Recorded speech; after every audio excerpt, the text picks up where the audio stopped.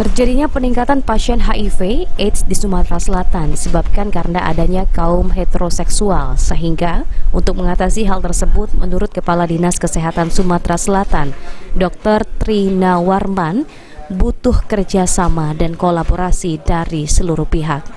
Dinas Kesehatan Sumatera Selatan sendiri saat ini telah melakukan kerjasama dengan pihak swasta guna melakukan screening buat mengatasi peningkatan kasus pasien HIV/AIDS.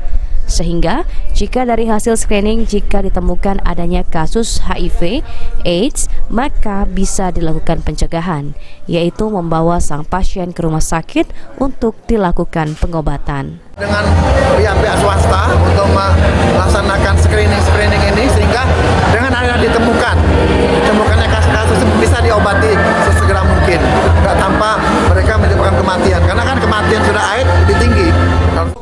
Rumah sakit Siti Fatimah sendiri menjadi salah satu rumah sakit untuk menangani pasien HIV/AIDS. Hal itu dikarenakan sesuai program dari pusat, total jumlah pasien HIV/AIDS di Sumatera Selatan kini hingga menjelang akhir tahun 2023 mencapai 5.000 orang. Firman Hidayat, PAL TV.